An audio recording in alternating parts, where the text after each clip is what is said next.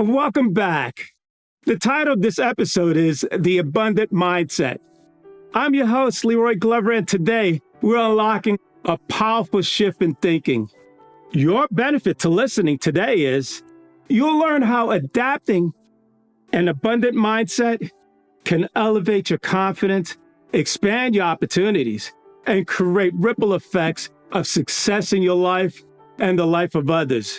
We'll break it down, focusing on 1, shifting from scarcity to abundance, 2, the power of collaboration and generosity, and 3, why supporting others strengthens your success. Let's go over to point number 1. Shift from scarcity to abundance. A scarcity mindset tells you, if they win, I lose. It breeds competition, fear, and hesitation to share ideas or opportunities. But abundant thinkers believe there's enough for everyone.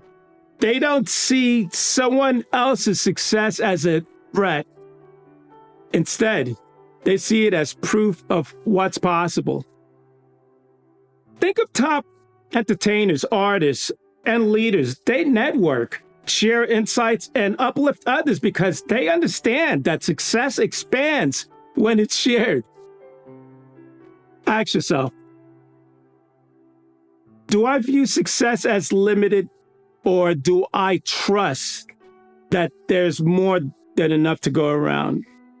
Let's move over to point number 2, the power of collaboration and generosity. Confident individuals don't hoard knowledge, opportunities, or resources. They share them. Why? Because they trust their abilities and understand that collaboration fuels growth. Look at industries like tech, entertainment, or business. Mentorships and partnerships drive massive success. The best leaders give freely because they know that value multiplies when shared. Here's a suggestion for you to do this week. Instead of keeping an opportunity to yourself, try sharing it with someone who could benefit. See what happens. All right, let's move over to point number 3, why supporting others strengthens your success. Abundance isn't just about thinking positively. It's about action. When you uplift others, you build strong relationships, create goodwill, and attract more opportunities. Think about, who do people remember and want to work with? Those who give, support, and created value. Here's a mind shift. Start seeing others' success as proof of possibility. If they can do it, so can you. Today, we explored how an abundant mindset can transform your confidence, relationships, and success.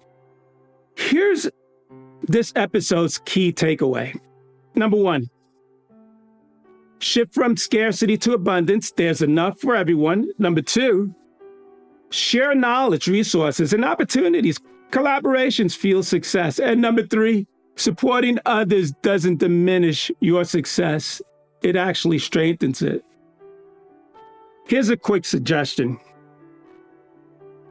This week, practice abundance. Celebrate someone else's wins and share opportunities, and trust that success grows when you give. Thank you for tuning in.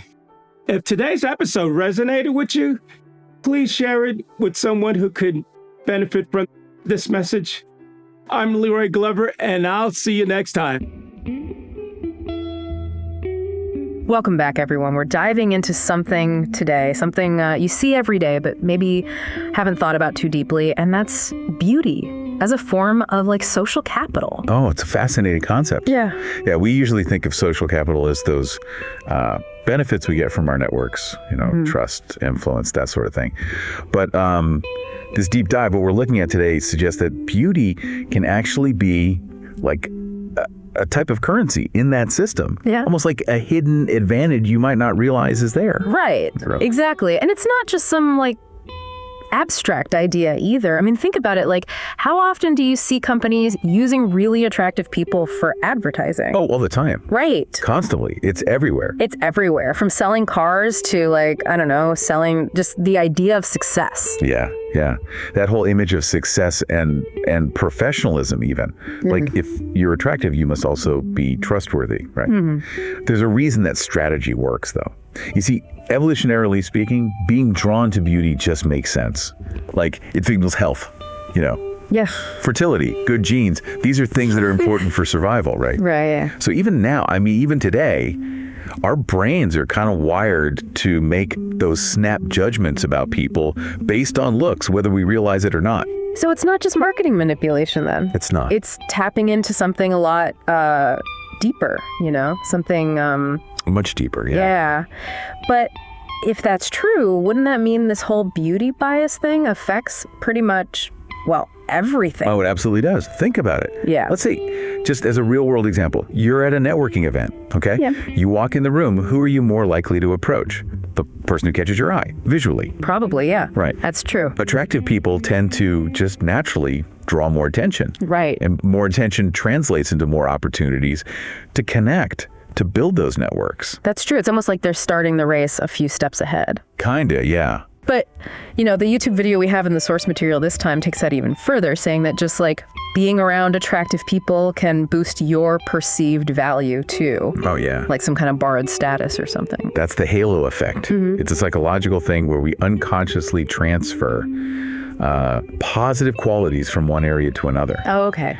So if you're associated with someone attractive, people might just assume, hey, you must share some of those good traits too, even if there's no real basis for that. Hold on. So you mean to tell me that just by standing next to, let's say, a very attractive coworker, people might actually think I'm more competent? It's possible. Even if I haven't done anything? It's not a conscious process, of course, but research does suggest that the halo effect can have a real impact on how we judge others. Wow. It's all part of this complex system where beauty becomes like a real currency, a way to gain those social advantages. Okay, so we've got this bias in advertising. We see it in social situations. Does this beauty advantage, does it play out in the workplace too, like professionally? Oh, absolutely. Let's say you have a leader in a workplace and they're, considered attractive. They might get more leeway. More forgiveness for mistakes. Interesting. It's like their presence just subconsciously adds value to the team, even if it's not directly tied to their skills or anything. So it's not just about getting the attention. It's about what that attention then translates into, Exactly. Real benefits, actual advantages. And that's what can create this feedback loop of privilege. Yeah. Attractive people get noticed more, which leads to more opportunities, which then leads to more success. So it just reinforces their status even more. So it's like an upward spiral, but fueled by something that's, pretty much out of their control. Yeah. But all this, while it might sound great for the attractive person, isn't there a downside to this whole thing too? Well, yeah, there are definitely downsides. Yeah. It's not all sunshine and roses. Gotcha. I mean, while it can open some doors for people, it can also create pressure and expectations that are just, they're not always fair. Okay, let's dig into that in part 2 then. Okay. I mean, you have to remember, not everyone benefits from this whole beauty bias thing. Right. For people who, don't fit those conventional beauty standards, it can actually be a big disadvantage. Yeah, that's a good point. We've been focusing on the upside of this beauty privilege so far, but what about the flip side? What happens to those who don't fit the mold, Well, their skills and contributions might just get overlooked. Really? Simply because they don't have that initial visual appeal, right? So they have to work harder to prove themselves. To kind of overcome those first impressions. Exactly, to overcome those judgments. And this all ties into the concept of lookism. Lookism? Yeah, basically discrimination based on how you look. Oh, okay. And it's often subtle. You might not even realize it's happening, but it can have a huge impact on your life. Everything from getting a job to, just how people treat you socially. I've definitely felt that before. I remember one time I went to a job interview and I felt like they were judging me more on how I looked than what I actually brought to the table. My qualifications. It was really disheartening. Oh, yeah. Yeah. That's a perfect example. That's lookism in action. Wow. It can make you feel less confident, less valued, and like we said, it can even limit your opportunities. So it's not just like a feeling like, oh, I feel bad. It's real. It's real consequences, yeah. Absolutely. And the problem is this whole bias, it's so ingrained in our culture that we don't even realize we're doing it sometimes. It's like become instinct to judge people based on looks. Almost, yeah. And it's not just individuals either, right? Oh, yeah. It's built into our systems, our institutions. Think about the media. Like, how often do you see diverse representations of beauty in movies or magazines? Not very often. It's still pretty narrow, that definition of what's considered attractive. Yeah. And that limited representation sends a message, a message about who's valued and who isn't. Right. Like there's only one right way to look and everyone else just doesn't measure up. So what can we do about it? How do we break this cycle? Beauty as social capital, can we create a more equitable playing field? Well, awareness is a big first step. Okay. The more we understand this bias, the better we can challenge it. So acknowledging it exists, both in ourselves maybe and in society too. Exactly. That's crucial. But what else? On a more practical level, I mean, how do we actually change how we value people? Well, we need to start valuing people for, their skills. Okay. Their character, what they contribute, not just their looks. That sounds great in theory, but how do we shift that focus? Like really change how we evaluate each other? It seems tough. It is, but it starts with ourselves. Being mindful of our own biases, because we all have them, right? Yeah. Whether we realize it or not. So the first step is just recognizing that and actively trying to challenge those snap judgments we make. So instead of just like noticing how someone looks, we should try to like consciously see what else is there. Right. Like when you meet someone new, try to ask yourself, what are they passionate about? What are their strengths? What makes them interesting? I can see how that could like shift things. Instead of just superficial stuff, we're looking for that substance underneath. Exactly. And this isn't just about individual effort either. It's about changing the systems that perpetuate this bias. Okay. Think about hiring. Like using blind evaluations where you don't actually see the person during the process. Oh, interesting. That could be a really powerful way to make things fairer, to make sure it's about qualifications. That makes a lot of sense. Yeah. Forces you to focus on what matters. Skills, experience. But what about those jobs where appearance really is a factor? Like modeling, acting. Can you really apply that principle everywhere? You're right. That's a good point. In those fields, looks are part of it. Yeah. But we can still work towards being more inclusive, more diverse. Yeah. Challenge those really narrow standards that have been around forever. So instead of accepting the status quo, we push for a broader definition of what's considered beautiful, one that includes everyone, Exactly. All body types, all ethnicities, all ages. It's challenging that idea that there's only one right way to look. Right. And that shift, it needs to happen in society as a whole. Right. Think about how much the media shapes our ideas about beauty. We need to see more realistic, more diverse representations of people everywhere. In movies, magazines, advertising. Everywhere. Yeah. Everywhere. It's about normalizing the idea that beauty comes in many forms. Yeah. So people can feel confident and accepted for who they are, not who they're supposed to be. Exactly. The more we see diverse beauty, the less power those old standards will have. It's empowering to think about it that way, honestly. So it's not just about changing our own personal views then. It's about pushing for real systemic change, more diversity, more representation everywhere. Yes. It's a collective effort. We have to challenge the status quo, raise awareness, advocate for policies and practices that promote equality. Speaking of challenging things, the YouTube video we have for this deep dive, they mentioned something interesting. What if confidence could rival beauty as a form of social capital? What do you think about that? Oh, I think that's fascinating. Yeah. Confidence can be so attractive, influential. When someone walks in a room with that kind of self-assurance, people notice. I've definitely seen that. They have this presence, like a magnetic thing. And it's not even always about looks. It's more about like an inner strength or something. Yeah, it's about knowing your worth, embracing your strengths, not being afraid to shine. And that energy, it rubs off on people, inspires trust, respect, admiration, all those things. So even if someone doesn't fit those conventional beauty standards, they can still make an impact. They absolutely can. Confidence can help you connect with people, build your network, advance in your career. It can open doors, yeah. And the best part is it's something you can actually work on. It's not something you're just born with. It's a skill you can develop and get stronger over time. That's what makes it so empowering. Yeah. Right? You don't have to rely on, what other people think or what society tells you. You have the power to build your own confidence. Let your own light shine through. Okay, so we've talked about, the ups and downs of this whole beauty as social capital thing, and we even started asking, is this system even fair? But what I'm wondering is, are there any real steps we can take to actually level the playing field? It just feels like such a big issue. Where do we even begin? It's definitely complex, but it doesn't mean we're powerless. One of the most important things is to remember, we got to shift our focus. Okay. Instead of valuing people just for how they look, we should be appreciating their unique talents and skills and character, all those things. I like that. Focusing on what they bring to the table, not just how they look, but how do we actually that? Change those ingrained societal norms. It's easy to say, but actually changing it seems tough. It's a process, for sure. And it starts with ourselves.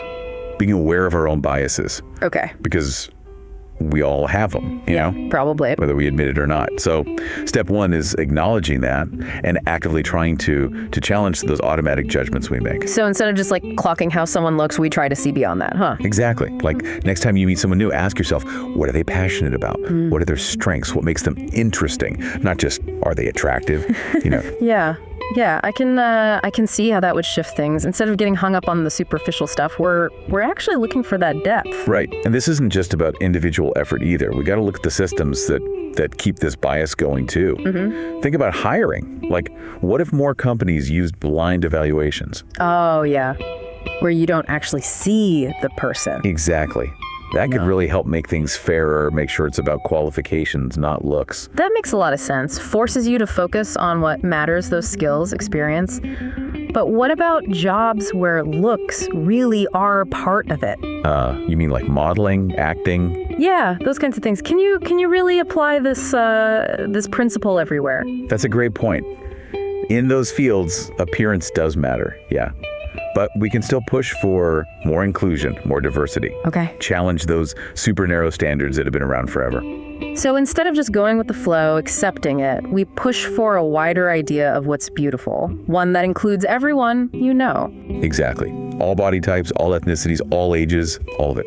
It's about challenging that whole idea that there's only one right way to look. Right. And that shift needs to happen in society as a whole. It does, yeah. Think about how much the media shapes our ideas about beauty. Oh, yeah, big time. We need more realistic, more diverse images of people in movies, magazines, advertising, everywhere. It's about normalizing the idea that beauty comes in all these different forms so people can feel good about who they are, not who they're supposed to be. Exactly.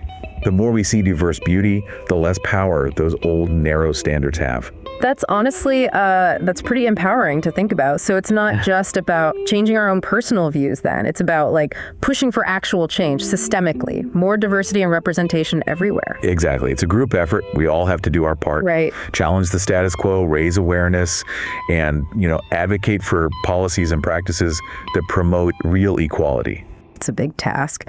Well, speaking of challenging things, the YouTube video we had for this deep dive, they mentioned something else that I thought was pretty interesting.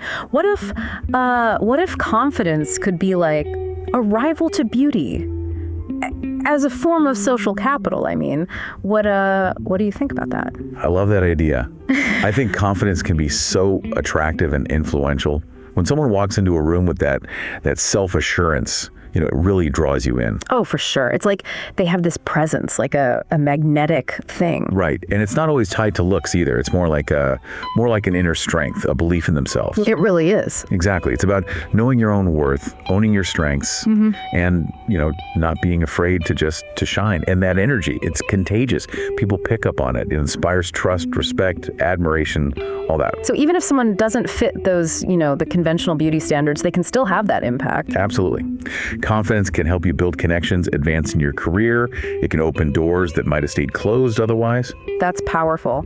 And, what I like most about it is confidence is something you can actually work on. It's not just something you're born with, It's a skill. You can develop it, get stronger over time, practice it. Exactly. And that's what's so empowering. You don't have to rely on, external stuff or what society tells you should be. You have that power within yourself to build your confidence, let your own light shine through. So instead of trying to fit into some mold that might not even feel right, we can focus on our inner strength. Let that be our power. Love it. Embrace your individuality, celebrate those unique qualities, and, let your confidence lead the way.